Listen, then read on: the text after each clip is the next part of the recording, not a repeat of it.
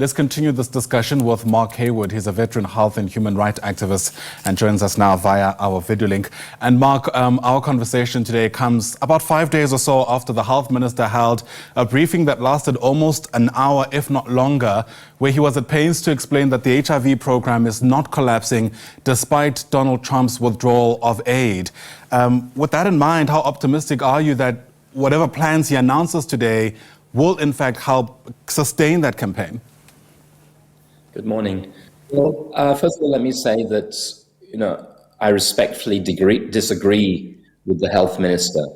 It's true that the HIV program may not be collapsing, but the withdrawal of billions of rand in funding by Donald Trump has dealt a very severe blow to parts of the HIV program, which is going to impact on the whole program over time and threaten the whole program, particularly things like access to HIV testing, access to HIV medicines, ensuring that people who come from key populations and vulnerable groups get access into the healthcare system. So I wouldn't want to underestimate or minimize that impact. And there is a job on the Treasury to fill that gap, first of all. Secondly, what I would say is that, the health system has been subjected to a decade of financial austerity. And the health system as a whole actually is in a state of collapse. That is the feeling of frontline healthcare workers. That is the feeling of universities. In particular, provinces like the Eastern Cape, it is broken.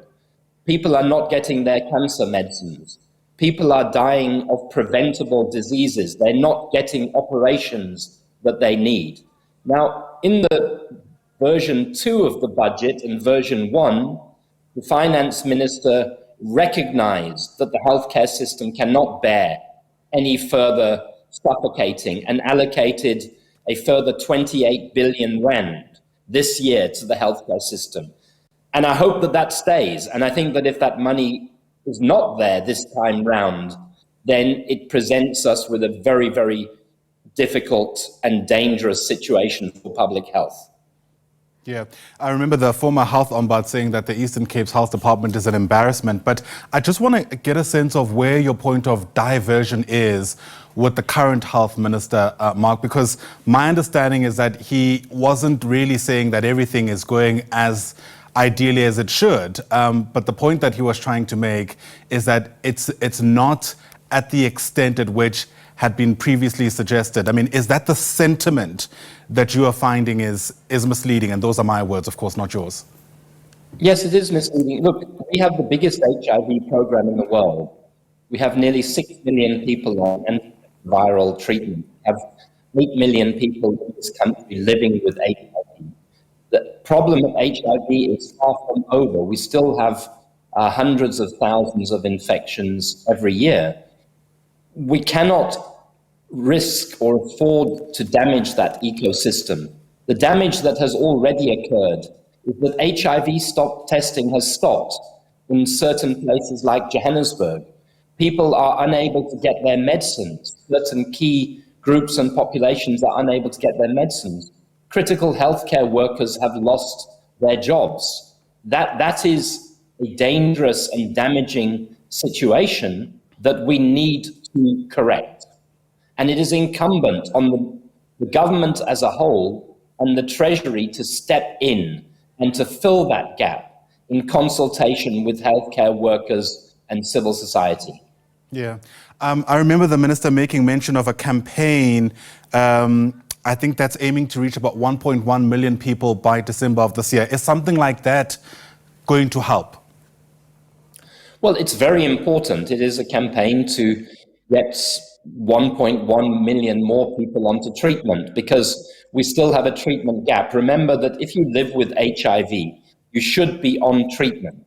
We know that there are 2 million people living with 8 million people living with HIV, but less than 6 million people on treatment, which means that there's 2 million people out there who need to get access to healthcare services and access to medicines. So any campaign that seeks to narrow that gap is very, very important. But one of the questions we must consider is, once we've got people into the system and onto treatment, do we have the systems to retain them in care? And this is, again, one of the things that has been threatened by the withdrawal of PEPFAR funding, because we know that there are significant numbers of people who go on to antiretroviral treatment and then stop treatment and fall out of the system.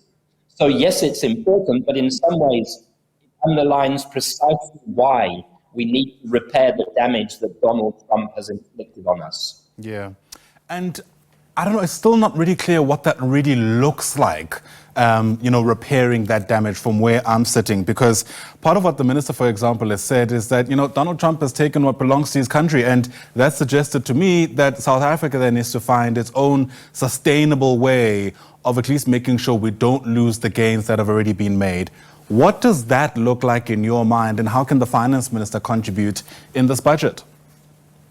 Well, the finance minister should contribute by making available several billion rands that are needed to re-employ the people who have been lost in the healthcare system, to re-establish the systems and the clinics that have been closed as a result of the withdrawal of funding, and to make sure that every gap where there is no funding is filled. That's the job of the finance minister. And one of the most important things that we face in the HIV response. I just want to say something. I think it's so problematic to say that Donald Trump has taken back what belongs to America. The HIV epidemic is a global epidemic. It has long been recognized that there are duties under international law of rich countries to contribute to developing countries. They're not doing us charity. They're not doing us a favor. They are doing what is required in the interests of global public health. When the minister makes comments like that, frankly, he's shooting himself and he's shooting our healthcare system in the foot. It's just not warranted. We need every cent that we can get, but we also need our own government to spend a lot more money in critical areas of the public healthcare system and to stop, as I said at the beginning, imposing austerity cuts on employment of healthcare workers, on certain critical interventions and so on. Our healthcare system is a mess. It is a terrible mess. It is killing people in many instances. It is allowing diseases that are preventable.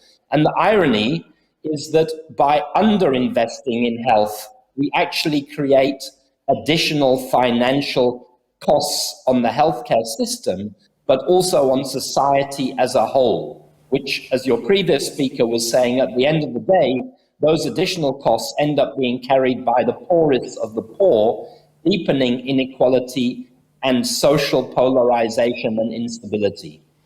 Fair enough. In the midst of the many disagreements, it seems there's consensus that we can do way better than we are in our healthcare system. Mark Heywood, thanks for your time and your insights. Appreciated. Mark is a veteran health and human rights activist, also co-founder of the Treatment Action Campaign. All right, plenty still ahead for you here on the agenda. Of course, it's a consequential day in many respects as we watch with one eye the build-up to the budget. We also have our finger on the pulse in Washington, D.C. The very latest